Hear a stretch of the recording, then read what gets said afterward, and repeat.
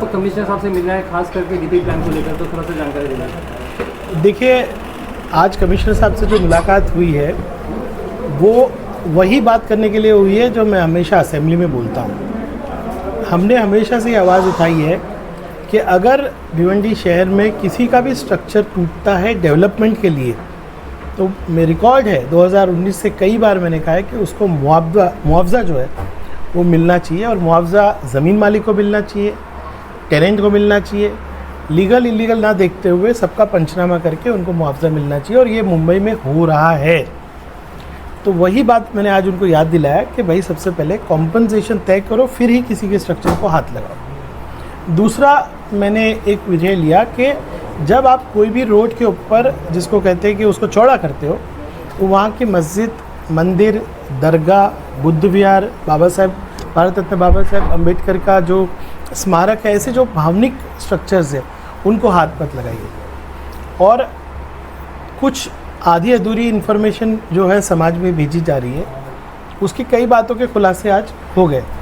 सबसे पहली बात, मैंने कमिश्नर साहब से कहा कि आप ये धार्मिक स्थलों के बाद क्लैरिफिकेशन करें। आज मुझे खुशी है कि कमिश्नर ने ये बहुत साफ तौर से कह दिया आप सबके सामने कि हम किसी भी धार्मिक स्थल को हाथ नहीं लगाएंगे। मैं एक कदम उसमें आगे बढ़ के कह रहा हूँ कि आप उसको डीपी में इस तरह से दिखा दो कि आगे भी वो प्रोटेक्ट हो जाए। उन्होंने कहा इलीगल लीगल न देखते हुए धार्मिक स्थलों को हाथ नहीं लगाया जाएगा, इतने सारे लोगों के बीच में उन्होंने कहा।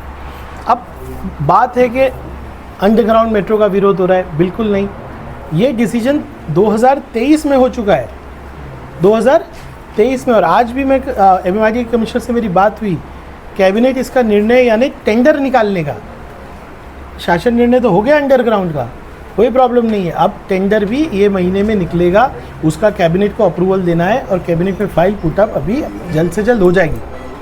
अब दूसरी बात ले लीजिए आप कि लोग कह रहे हैं कि मेट्रो का विरोध हो रहा है, बिल्कुल नहीं है। आज कमिश्नर ने सबके सामने क्या क्लेरिफाई किया, डीपी प्लान अलग है, मेट्रो अलग है, और जो कुछ भी सर्वे हो रहा है मैंने उनसे कहा कि हमको कॉन्फिडेंस में लेने की बात करो।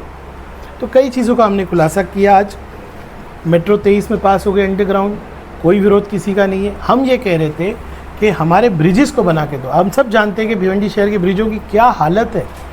अभी नमनकर नाके पे जो ब्रिज है वो ऑलमोस्ट मेरे ख्याल से उसका रिकॉर्ड भी नहीं मिल रहा, और वो कभी भी गिर सकता है। उसके बाद जितने ब्रिजेस हैं रोज़ एक्सीडेंट हो रहे हैं।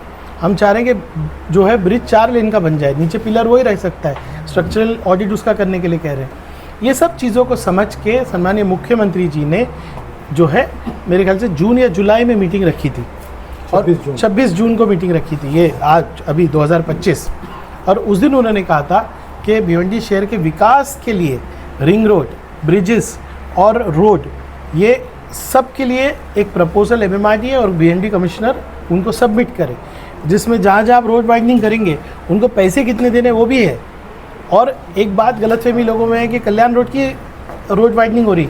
आज मैंने भी लाया काजी की तरह 8 रोड का, तो मैं एग्जांपल दे रहा हूँ, कोई भी भिवंडी का ऐसा रोड नहीं है कि जिसको वाइड नहीं किया जाता।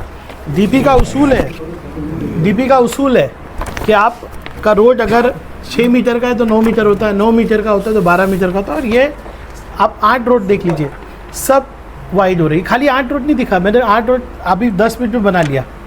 तो हर रोड की वाइडनिंग होती है। मैं जो दुष्प्रचार हो रहा है उससे लोगों को बचना चाहूँगा। भिवंडी में विकास की बात होनी चाहिए।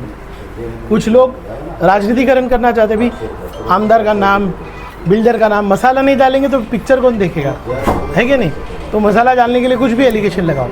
हम अभी आपको बताऊं, गौहर कंपाउंड के लोग आए कि वहाँ पे RG जो है, जो ग्रीन लाइनें बढ़ गई, हम उनके लिए कॉरपोरेशन आए, उनकी बात की, वो सरकार से मना के ले रहे हैं। रोहिदास पाटिल, ये अशोक पाटिल जी 2-3 दिन पहले आए कि मेरे यहाँ पे इशू है।